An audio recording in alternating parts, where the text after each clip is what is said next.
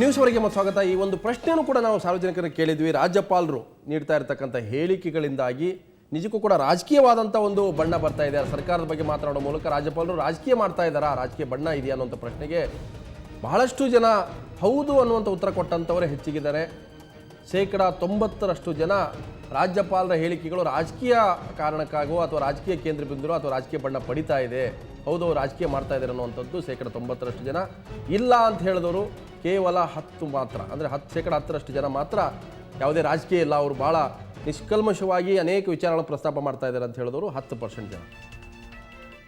So Sudarshan ಅವರು ಜನ ಕೂಡ ಹೇಳಿದ್ದಾರೆ, ಹೌದು ರಾಜ್ಯಪಾಲರು ಏನೇನೋ ಮಾತಾಡ್ತಾ ಇದ್ದಾರೆ, ಅದೇ ಒಂದು ರಾಜಕೀಯ ಬಣ್ಣ ಇದೆ, ರಾಜಕೀಯ ಸ್ವರೂಪ ಇದೆ, ಅದಕ್ಕೆ ಅವರು ನೀವೇ ಹೇಳಿದ ಲಕ್ಷ್ಮಣ್ ರೇಖೆ ದಾಟಿ ಹೋಗ್ತಾ ಇದ್ದಾರೆ. ಅಲ್ಲ, ನಾ ಏನು ಹೇಳ್ತೇನೆ, ವೈಯಕ್ತಿಕವಾಗಿಯೂ ಕೂಡ ನಾನು ಅವ್ರಿಗೆ with due respect to his excellency ನಾನು ಹಾಗೆ ಹೇಳಕ್ಕೆ ಹೋಗೋದಿಲ್ಲ. ಅವರು ರಾಜಕಾರಣ ಮಾಡ್ತಿದ್ದಾರೆ, ರಾಜಕೀಯದ ಉದ್ದೇಶ ಬಿಜೆಪಿಯವರಂತೂ ರಾಜಕಾರಣ ಮಾಡಿದ್ದಾರೆ ಅಂತ ಹೇಳಿಲ್ಲ. ಬಿಜೆಪಿಯವರು ಹೇಳಿದ್ದಕ್ಕೆಲ್ಲ ನಾನು ಸಮರ್ಥನೆಯನ್ನು ಮಾಡಬೇಕಾದ ಜವಾಬ್ದಾರಿ ನಂದಿಲ್ಲ. ಅವ್ರ ಅಭಿಪ್ರಾಯಗಳನ್ನು ಹೇಳಕ್ಕೆ ಅವ್ರು ಸ್ವತಂತ್ರ ಇದ್ದಾರೆ, ಅವ್ರು ಹೇಳ್ಕೊಂಡು ಹೋಗಲಿ ಅವರು. ಆದರೆ ನಾವೇನು ಹೇಳ್ತೇವೆ ಅಂತ ಹೇಳಿದ್ರೆ, ರಾಜ್ಯಪಾಲರು ಹೆಡ್ ಆಫ್ ದ ಗವರ್ಮೆಂಟ್ ಏನಿದ್ದಾರೆ, ಹೆಡ್ ಆಫ್ ದ ಲೆಜಿಸ್ಲೇಚರ್ ಏನಿದ್ದಾರೆ, ಅವರಿಗೆ ಒಂದು ಸರ್ಕಾರಕ್ಕೆ ಮಾರ್ಗದರ್ಶನ ಮಾಡಲಿಕ್ಕೆ ಅವ್ರಿಗೆ ಜವಾಬ್ದಾರಿ ಇದೆ, ಅವರಿಗೆ ಹಕ್ಕು ಕೂಡ ಇದೆ, ಸಂವಿಧಾನಬದ್ಧವಾದಂಥ ಜವಾಬ್ದಾರಿಗಳು ಅವರಿದ್ದಾವೆ. ಹಾಗಾಗಿ ಅವರು ಪ್ರೋಆಕ್ಟಿವ್ ಆಗಿರಬೇಕು, ಓವರ್ ಆಕ್ಟಿವ್ ಆಗೋದು ಬೇಡ ಅನ್ನೋಂಥದ್ದೇ ಜನರ ಅಭಿಪ್ರಾಯ ಅಂತ ನಾನು ತಿಳ್ಕೊಂಡಿದ್ದೀನಿ. ಅದನ್ನ ರಾಜಕೀಯ ಇದೆ, ಅವರ ರಾಜಕಾರಣವನ್ನು ಮಾಡ್ತಾ ಇದ್ದಾರೆ, ಆ ಥರದ ಪದಗಳನ್ನು ಒಂದು ರಾಜ್ಯಪಾಲರ ಮೇಲೆ ಹೇಳ್ತಕ್ಕಂಥದ್ದು ನಿಜವಾಗ್ಲೂ ಕೂಡ ಅದು ಕೂಡ it's not in good taste. ಅದೊಂದು ಒಳ್ಳೆ ಬೆಳವಣಿಗೆ ಕೂಡ ಆಗೋದಿಲ್ಲ. ಅದು ವ್ಯಕ್ತಿಗತವಾಗಿ ಅವರು ಒಂದು ಸ್ವಲ್ಪ ಓವರ್ ಆಕ್ಟಿವ್ ಆಗ್ತಿದ್ದಾರೆ ಅನ್ನೋಂಥ ಅಭಿಪ್ರಾಯ ಸಾರ್ವಜನಿಕರಲ್ಲಿ ಬಂದಿದೆ ಅನ್ನೋಂಥ ಮಾತನ್ನ. ರೇಷ್ಮೆ ಅವರೇ, ಇದೇ ರಾಜ್ಯಪಾಲರ ವಿರುದ್ಧ ಬಂದು ಕರೆ ಕೊಟ್ಟಿದ್ದು ನನಗೆ ಗೊತ್ತಿರೋ ಕರ್ನಾಟಕ ಇದೇ ಮೊದಲ ಬಾರಿಗೆ.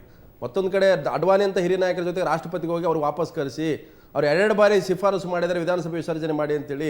ಮತ್ತೊಂದು ಕಡೆ ಹೇಳ್ತಾರೆ ಕಳ್ಳನೇ ಬಂದು ಪೊಲೀಸರು ಬೆದರಿಸ್ದಂಗಿದೆ, ಈ ಸರ್ಕಾರದಲ್ಲಿ ಹಗರಣಗಳಾಗ್ತಾ ಇದ್ದಾವೆ. ಈ ರೀತಿ ಎಲ್ಲವೂ ಅವರೇ ಸಮನ್ ಮಾಡ್ಬೋದು, ಅವರೇ ಹೇಳ್ಬೋದು ಮಿನಿಸ್ಟರ್ನ ಕರೆದು. ನೋಡಿ, ಈ ಸುದರ್ಶನ್ ಮತ್ತು ಅವರ ಪಕ್ಷದ ಸಹೋದ್ಯೋಗಿ ಮತ್ತು ಮಿತ್ರ BL ಶಂಕರ್ ಮತ್ತು ಇವ್ರಿಗಿಂತ ಸ್ವಲ್ಪ ಹಿರಿಯರಾಗಿರೋ ರಮೇಶ್ ಕುಮಾರ್, ಇವರೆಲ್ಲ ಚಿಕ್ಕ ವಯಸ್ಸಿನಲ್ಲೇ ಅದೇ ಥರದ ಹುದ್ದೆಯನ್ನು ಅಲಂಕರಿಸಿದರು. ರಮೇಶ್ ಕುಮಾರ್ ವಿಧಾನಸಭೆಯ ಅಧ್ಯಕ್ಷರಾಗಿದ್ದರು, BL ಶಂಕರ್ ಮತ್ತು ಇವರು ವಿಧಾನ ಪರಿಷತ್ ಹಿರಿಯರ ಮನೆಯ ಅಧ್ಯಕ್ಷರಾಗಿದ್ದರು. ಆ ಅವಧಿ ಉದ್ದಕ್ಕೂ ಎಲ್ಲೂ ಕೂಡ ಯಾರೊಬ್ಬರು ಬೆರಳು ತೋರಿಸಲಿಲ್ಲ, ಪಕ್ಷಪಾತ ತೋರಿಲ್ಲ. ಕಾಂಗ್ರೆಸ್ ಏಜೆಂಟ್ಗಳಾಗಿ ಮಾತಾಡ್ತಿದ್ದಾರೆ, ಕಾಂಗ್ರೆಸ್ ಪಕ್ಷದ ಮುಖವಾಣಿಯಾಗಿ ಮಾತಾಡ್ತಿದ್ದಾರೆ ಅಥವಾ ಪಕ್ಷಪಾತ ತೋರಿದ ಯಾವತ್ತೂ ಅನಿಸ್ಕೊಳ್ಳಿಲ್ಲ. ಅಷ್ಟು ಜಾಗರೂಕತೆಯಿಂದ ಎಚ್ಚರಿಕೆಯಿಂದ ನಡ್ಕೊಂಡ್ರು. ಇವತ್ತು ಕೂಡ ಇವರಿಗೆ ಈ ಸಾರ್ವಜನಿಕ ವೇದಿಕೆಗಳಲ್ಲಿ ಅವರು ವಿಶ್ವಾಸಾರ್ಹತೆ ಬೆಳೆದರೆ ಆ ಥರದ ನಡವಳಿಕೆಯಿಂದ ಈಗಲೂ ಕೂಡ ರಾಜ್ಯಪಾಲರ ವರ್ತನೆ ವಿಶ್ಲೇಷಣೆ ಮಾಡ್ತಿರುವಾಗ ಕೂಡ ಸಾಕಷ್ಟು ಎಚ್ಚರಿಕೆಯಿಂದ ಜಾಗರೂಕತೆಯಿಂದ ಮಾತಾಡ್ತಿದ್ದಾರೆ. ಆ ಥರದ ಒಂದು ಶೈಲಿ ನೀವೇ ಹೇಳ್ತದ್ರಿ, ರಾಜ್ಯಪಾಲರಲ್ಲಿ ಏನು ರಾಜಕೀಯ ನಾಯಕನ ಕ್ಯಾರೆಕ್ಟರ್ ಹೋಗಿಲ್ಲ ಅಥವಾ ಬಹುತೇಕ ಅವರು ಮತ್ತೆ ಆಕ್ಟಿವ್ ಪಾಲಿಟಿಕ್ಸ್ ಬರೋಕೇನಾದರೂ ವೇದಿಕೆ ಮಾಡ್ತಾ ಇದ್ದಾರೆ ಅಲ್ಲ. ಅವರು ವಯಸ್ಸು ಮತ್ತು ಅನುಭವ ದೃಷ್ಟಿ ಸಾಕಷ್ಟು ಪ್ರಬುದ್ಧಾವಸ್ಥೆ ರಿಟೈರ್ಮೆಂಟ್ ಏಜ್ ತಲುಪಿದ್ದಾರೆ ಅಂತ ಹೇಳ್ಬೋದು. ಹಾಗಲ್ಲ, ರಿಟೈರ್ ಆಗಲಿ ಅಂತ ಬಯಸಲ್ಲ ನಾವು. ಕಳೆದ 4.5 ವರ್ಷಗಳಿಂದ ವಿಶ್ವವಿದ್ಯಾಲಯಗಳ ಕುಲಪತಿ ನೇಮಕ ಆಗಲಿ ಇತ್ಯಾದಿ ಇತರ ಕಲಾಪಗಳಲ್ಲಿ ಪಾರದರ್ಶಕತೆ ತರೋದಕ್ಕೆ ಏನು ಮಾಡಿದ್ದಾರೆ ಹೇಳಿ? ಭ್ರಷ್ಟಾಚಾರ ಮುಕ್ತವಾದ ಒಂದು ಪಾರದರ್ಶಕ ವ್ಯವಸ್ಥೆ ತಂದಿರೋದಕ್ಕೆ ಏನಾದರೂ ಒಂದು ಮಾರ್ಗದರ್ಶನ ಕೊಟ್ಟಿದ್ದಾರೆ? ಒಬ್ಬ ರಾಜ್ಯಪಾಲರು ಮತ್ತು ಮುಖ್ಯಮಂತ್ರಿಯ ಸಂಬಂಧ ಅಂತಂದರೆ is a friend, philosopher and guide. ಆತ ಸ್ನೇಹಿತರಂತೆ ಇರಬೇಕು, ಮುಖ್ಯಮಂತ್ರಿಗೆ ಗೈಡ್, ದಾರ್ಶನಿಕನಂತೆ ಇರಬೇಕು ಮತ್ತು ಮಾರ್ಗದರ್ಶನಂತೆ ಇರಬೇಕು ಅಂತ. ಅದನ್ನು ಬಿಟ್ಟು ಏಕಾಏಕಿ ಎಲ್ಲೋ ಒಂದು ಕಡೆ ಅವ್ರ ಜೊತೆಗೆ ಅವರು ಪ್ರತಿಸ್ಪರ್ಧಿ ಅನ್ನೋ ರೀತಿಯಲ್ಲಿ ಮಾತಾಡಬಾರ್ದು. ಅದು ಯಡಿಯೂರಪ್ಪ ಇರ್ಬೋದು, ಸಿದ್ದರಾಮಯ್ಯ ಇರ್ಬೋದು. ಸಿದ್ದರಾಮಯ್ಯ ನಮ್ಗೆಲ್ರಿಗೂ ಗೊತ್ತಿರೋಂಗೆ ಈ ಸರ್ಕಾರಕ್ಕೆ ಯಾಕೆ ಮೊಮೆಂಟಮ್ ಇಲ್ಲ ಅಂದರೆ ತೀರಾ ಅತಿ ಎಚ್ಚರಿಕೆ ಹೆಜ್ಜೆ ಇಡ್ತಾ ಇದ್ದಾರೆ ಸಿದ್ದರಾಮಯ್ಯ. ನಮ್ಗಳಿಗೆಲ್ಲ ಆಕ್ಷೇಪ ಇರೋದು ಅದು. ಇವ್ರು ತೀರಾ ಅತಿ ಎಚ್ಚರಿಕೆ ಜಾಗರೂಕತೆ ಹೆಜ್ಜೆ ಇಡಕ್ಕೆ ಹೋಗ್ಬಿಟ್ಟು ಎಲ್ಲೊಂದು ಕಡೆ ಸರ್ಕಾರ ಸ್ಲೋ ಡೌನ್ ಆಗಿದೆಯಾ ಅಂತ ಅನಿಸ್ತಾ ಇತ್ತು ಅಷ್ಟೇ ಹೊರತು ರಾಜ್ಯಪಾಲರು ಹೇಳ್ತಾರೆ ಇವರು ಯಡಿಯೂರಪ್ಪನಿಗಿಂತ ಚೆನ್ನಾಗಿದ್ರು ಅಂತ ಹೇಳಲಿಕ್ಕೆ ಭಾಳ ಇನ್ನೂ ಅಲ್ಪಾವಧಿ. ಆಮೇಲೆ 6 ತಿಂಗಳಲ್ಲಿ ಜಡ್ಜ್ಮೆಂಟ್ ಕೊಡೋಕ್ಕಾಗುತ್ತೆ, ಒಂದು ನಿರ್ಧಾರಕ್ಕೆ ಬರೋದು ಅಲ್ಲ. ಸಿದ್ದರಾಮಯ್ಯ ಅವರ ನೇತೃತ್ವದ ಸರ್ಕಾರ ಈಗ 6 ತಿಂಗಳು ಪೂರೈಸಿದೆ. ಈ 6 ತಿಂಗಳಲ್ಲಿ ತಾವು ಮಾಡಬೇಕಾದಂಥ ಜವಾಬ್ದಾರಿಗಳನ್ನು ಅವ್ರು ಮಾಡ್ಕೊಂಡು ಬಂದಿದ್ದಾರೆ. ಅಲ್ಲೊಂದು ಇಲ್ಲೊಂದು ಲೋಪದೋಷಗಳಾಗಿರ್ಬೋದು, ಮತ್ತೊಂದು ಆಗುತ್ತೆ. ಯಾವುದೇ ಒಂದು ಸರ್ಕಾರ ಪರಿಪೂರ್ಣ ಇರೋದಕ್ಕೆ ಸಾಧ್ಯ ಆಗೋದಿಲ್ಲ. ಅವರಿಗೂ ಕೂಡ ಹಾಗೇನೆ ಹೊರೆ ಇರುತ್ತೆ, ಕೆಲವು ಜವಾಬ್ದಾರಿ. ಒಬ್ಬ ಸ್ಟೂಡೆಂಟಾಗಿ ಕೇಳ್ತೀನಿ, ಯಡಿಯೂರಪ್ಪ ಸರ್ಕಾರ ವಾಸಿ ಆಗಿತ್ತು ಅಂತ ನಿಮ್ಮ ಸರ್ಕಾರ ಕೇಳಿದಾಗ ನಿಮ್ಗೆ ಏನು ಮುಜುಗರ ಆಗಲ್ವಾ?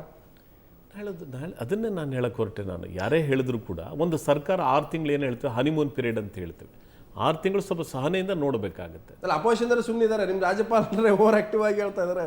ಸಿಎಂ ಸರಿ ಇದ್ದಾರೆ, ಮಿನಿಸ್ಟರ್ ಅಂದ್ರೆ ಏನು, CM is the collective responsibility ಅಲ್ವಾ? ಒಂದು ಸರ್ಕಾರ ಅದು ಇಟ್ಸ್ ಎ ಕಲೆಕ್ಟಿವ್ ರೆಸ್ಪಾನ್ಸಿಬಿಲಿಟಿ. ಒಂದು ಸರ್ಕಾರ ಮುಖ್ಯಮಂತ್ರಿಗಳು ಮಂತ್ರಿಗಳ ಜವಾಬ್ದಾರಿ, ಇಟ್ಸ್ ಎ ಕಲೆಕ್ಟಿವ್ ರೆಸ್ಪಾನ್ಸಿಬಿಲಿಟಿ ಅದು. ಸೊ ನಾನು ನಿಮ್ಮನ್ನು ಕೇಳ್ತಾ ಇದ್ದೀನಿ, ಬಹುತೇಕ ನಿಮ್ಮ ಕೆಲಸವನ್ನ ಆಯಾ ಸಂದರ್ಭದಲ್ಲಿ ರಾಜ್ಯಪಾಲರೇ ಮಾಡ್ತಾ ಇದ್ದಾರೆ, ನೀವು ರಾಜ್ಯಪಾಲರು ಭಯಂಗಿಲ್ಲ, ಬಹುತೇಕ ಅವರನ್ನ ಆಕ್ಟಿವ್ ಆಗಿ ಪಾಲಿಟಿಕ್ಸ್ ಹೋಗ್ತಾರ ಅಂತ? ಇಲ್ಲ ಉಗಾರ್ ಅವರೇ, ಸುದರ್ಶನ್ ಅವರು ಸಭ್ಯ ರಾಜಕಾರಣಿ, ರಾಜ್ಯಪಾಲರ ಕಚೇರಿಗೆ ಕೊಡುವಂಥ ಗೌರವನ ಕೊಟ್ಟು ಅವ್ರು ಮಾಡ್ತಾ ಇದ್ದಾರೆ. ಆದರೆ ಇವರೊಬ್ಬ ಕ್ರಿಯಾಶೀಲ ರಾಜಕಾರಣಿ. ಇವರ ಅವಧಿನಲ್ಲಿ ಮಾಡಿದ್ದೇ ರಾಜಕಾರಣ. ನೋಡಿ, ಭಾರತೀಯ ಜನತಾ ಪಾರ್ಟಿ ಅಧಿಕಾರಕ್ಕೆ ಬಂದ ಡೇ ಒನ್ನಿಂದ ಆ ಪಕ್ಷದ ಉಳುಕನ್ನು ಹುಡುಕೋದಕ್ಕೆ ಅವರು ಸ್ಟಾರ್ಟ್ ಮಾಡಿದ್ರು. ಆದರೆ ಈ ಸರ್ಕಾರ ಬಂದು 6 ತಿಂಗಳಾಗಿದೆ, ಈಗ ಎಚ್ಚೆತ್ಕೋತಾ ಇದ್ದಾರೆ. ಅನೇಕ ತಪ್ಪುಗಳನ್ನು ಮಾಡಿದಾಗ ಕೂಡ ಮಾರ್ಗದರ್ಶನ ಕೊಡ್ಬೋದಾಗಿತ್ತು.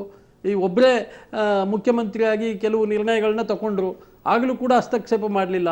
ಆದರೆ ಭಾರತೀಯ ಜನತಾ ಪಾರ್ಟಿ ಆಡಳಿತಕ್ಕೆ ಬಂದ ಮೊದಲ ದಿನದಿಂದ ಕೂಡ ಆ ಸರ್ಕಾರದ ಉಳುಕನ್ನ ಹದ್ದಿನ ಕಣ್ಣಿನಿಂದ ಅವ್ರು ನೋಡಿರುವಂತದ್ದು ಜನತೆ ಯಾವ ನಿರ್ಣಯಗಳನ್ನ ತಗೊಂಡಿದ್ದಾರೆ? ಸುಮ್ಮನೆ ಏನು ಹೇಳಕ್ ಹೊರಟ್ರೆ ಹೇಗೆ ನೀವು? ಅಲ್ಲ, ಹಿಂದೆ ಅನೇಕ ಸಂದರ್ಭದಲ್ಲಿ interfere ಆಗಿದ್ರು ಅಂತ. ತಗೊಂಡಿದ್ದಾರೆ ಅಂದ್ರೆ ಮೊದಲನೇ ದಿವಸದಿಂದ ತಪ್ಪುಗಳನ್ನ ಹುಡುಕೋಕೆ ಶುರು ಮಾಡಿದ್ರು. ಆದ್ರೆ ಈಗ ಅಲ್ಲಿ ಇರ್ಲಿ, ಆ ರೀತಿ ತೀರ್ಮಾನ ಹಿಂದೆ ಯಾವತ್ತೂ ತಗೊಂಡಿರ್ಲಿಲ್ಲ. ಯಾರು ಚುನಾವಣೆಗೆ ಹೋದಂತ ವೀರಯ್ಯನವರೇ ಒಂದು ದಯಮಾಡಿ ಅರ್ಥ ಮಾಡ್ಕೊಳ್ಳಿ. ಚುನಾವಣೆಗೆ ಹೋದಂತ ಇದನ್ನ ತಾವು ಆಶೀರ್ವಾದವನ್ನ ಮಾಡಿ ನಮ್ಮನ್ನ ಅಧಿಕಾರಕ್ಕೆ ತಂದ್ರೆ ಈ ಕಾರ್ಯಕ್ರಮಗಳನ್ನ ನಾವು ಜಾರಿಗೆ ತರ್ತೇವೆ ಅನ್ನುವಂತ ಮಾತನ್ನ ಹೇಳ್ಕೊಂಡು ಬಂದಂತ ಸರ್ಕಾರದ ತೀರ್ಮಾನಗಳನ್ನ ವಿಮರ್ಶೆ ಮಾಡೋ ಕ್ಯಾಬಿನೆಟ್ ಇದೆ. ಅಲ್ಲ ವೀರಯ್ಯನವರೇ, ಅದಲ್ಲ, ಸರ್ಕಾರ ತೀರ್ಮಾನಗಳನ್ನು ವಿಮರ್ಶೆ ಮಾಡುವಾಗಲೂ ಕೂಡ ರಾಜ್ಯಪಾಲರಾಗಿರೋರು ತಾತ್ವಿಕವಾಗಿ ಸೈದ್ಧಾಂತಿಕವಾಗಿ ಏನಾದರೂ ಒಂದು ಅಪಚಾರವಾಗಿದೆ ಅದನ್ನ ಹೇಳಬೇಕಷ್ಟೇ ಹೊರತು ವ್ಯಕ್ತಿಗತವಾಗಿ ಹೆಸರಿಸೋದು ಈ ಮಂತ್ರಿ ಸರಿಯಾಗಿ ಮಾಡ್ತಾ ಇಲ್ಲ, ಮುಖ್ಯಮಂತ್ರಿ ಸರಿ ಇಲ್ಲ, ಸಚಿವರು ಸರಿ ಇಲ್ಲ, ಆ ಥರ ವ್ಯಕ್ತಿಗತವಾದ ವಿಮರ್ಶೆ ಮಾಡೋ ಅಗತ್ಯ ಇಲ್ಲ. ನೀವು ರನ್ನಿಂಗ್ ಕಾಮೆಂಟೇಟರ್, ಕ್ರಿಕೆಟ್ ಕಾಮೆಂಟೇಟರ್ ತರ ಕೂತ್ಕೊಂಡು ಬಾಲ್ ಬೈ ಬಾಲ್ ಕಾಮೆಂಟ್ರಿ ಕೊಡ್ತಾ ಹೋದ್ರೆ ರಾಜ್ಯಪಾಲರ ಹುದ್ದೆಯ ಘನತೆ ಗೌರವಗಳಿಗೆ ಖಂಡಿತವಾಗಿ. ನಾನು ಒಂದು ಪೊಲಿಟಿಕಲ್ ಕೊನೆಯದಾಗಿ ಕೇಳ್ತೀನಿ, ನಿಮ್ಮ ಕಮೆಂಟ್ ಬೇಕು ನನಗೆ. ರಾಜ್ಯಪಾಲರು ಈ ಸರ್ಕಾರಕ್ಕೆ ಸಾಕಾಗಿದ್ದಾರೆ, ರಾಜ್ಯಪಾಲರು ಕೂಡ ಈ ಸರ್ಕಾರದಿಂದ ಇಲ್ಲ, ನನಗನ್ಸುತ್ತೆ ಅವ್ರಿಗೆ ತುಂಬಾ ವಿನೋದ ಪ್ರಜ್ಞೆ ಇದೆ. ಈ ಪ್ರತಿಪಕ್ಷಗಳು ಸರಿಯಾಗಿ ಕೆಲಸ ಮಾಡ್ತಾ ಇಲ್ವಲ್ಲ, ಆ ಸ್ಥಾನವನ್ನು ನಾನು ತುಂಬಬೇಕಾಗಿದೆ. ಅಲ್ಲ, ಬಿಜೆಪಿ ಅವರು ಹೇಳಿದ್ರು ರಾಜ್ಯಪಾಲರ ಅಪೋಸಿಷನ್ ಲೀಡರ್ ಸಿದ್ದರಾಮಯ್ಯ ಅಲ್ಲ ಅಂತ ಹೇಳಿದ್ರು. ಅವರಿಗೆ ವರ್ಷಗಳ ಅನುಭವ ಇದೆ, ಕೇಂದ್ರ ಸರ್ಕಾರದಲ್ಲಿ ಲಾ ಮಿನಿಸ್ಟರ್ ಕೆಲಸ ಮಾಡಿದ್ದಾರೆ, ಸಂವಿಧಾನದ ಬಗ್ಗೆ ತುಂಬಾ ಚೆನ್ನಾಗಿ ತಿಳ್ಕೊಂಡಿದ್ದಾರೆ ಅವರು. ಆಮೇಲೆ ನಾಲೆಡ್ಜ್ ತುಂಬಾನೇ ಇದೆ, ಅದೆಲ್ಲ ಕೂಡ ಅದನ್ನ ನಾವು ಯಾರು ಪ್ರಶ್ನೆ ಮಾಡಕ್ ಹೋಗೋದಿಲ್ಲ, ಅದೆಲ್ಲ ಕೂಡ ಆಸಕ್ತಿ ಇದೆ. ಒಟ್ಟಾರೆ ಏನು ಅಂತ ಹೇಳಿದ್ರೆ ರಾಜ್ಯಪಾಲರು ಬೇಡ ಅಂತ ನಿಮ್ಮವರೇನೋ ಹೋಗಿದ್ದಾರೆ ಅಂತ ಯಾರು ಹಾಗೆ ಹೇಳ್ತಾ ಇಲ್ಲ. ಸೊ ಅನಾವಶ್ಯಕವಾದಂತ ಒಂದು ರಾಂಗ್ ಮೆಸೇಜ್ ಹೋಗಂತದ್ದು ಬೇಡ. ನಾವು ಕೂಡ ಅವರಲ್ಲಿ ಏನ್ ವಿನಂತಿಯನ್ನ ಮಾಡ್ತೇವೆ ಅಥವಾ ಸಾರ್ವಜನಿಕರು ಏನ್ ವಿನಂತಿಯನ್ನ ಮಾಡ್ತಿದ್ದಾರೆ ಅಂತ ಹೇಳಿದ್ರೆ ಅವರು ಪ್ರೋ ಆಕ್ಟಿವ್ ಆಗಿದ್ರೆ ಚೆನ್ನ, ಒಂದು ಯಾವುದೇ ಒಂದು ಸರ್ಕಾರಕ್ಕೂ ಚೆನ್ನ, ಓವರ್ ಆಕ್ಟಿವ್ ಆಗೋದು ಬೇಡ. ಮುಂದೆ ಹೋಗ್ತಾ ಇದಾರೆ ಅಂತ, ಓವರ್ ರೈಡ್ ಆಗ್ತಾ ಇದೆ. ಕೊನೆಯದಾಗ ಹೇಳ್ಬಿಡಿ, ಆ ರಾಜ್ಯಪಾಲರ ಅನುಭವ ನಮ್ಮ ರಾಜ್ಯಕ್ಕೆ ಯಾವುದೇ ರೀತಿಯ ಅನುಕೂಲ ಆಗಲಿಲ್ಲ. ಅವರು ಮಾರ್ಗದರ್ಶನವನ್ನು ಯಾವತ್ತೂ ಕೊಡಲಿಲ್ಲ. ಅವರು ಕೊಟ್ಟಂತದ್ದು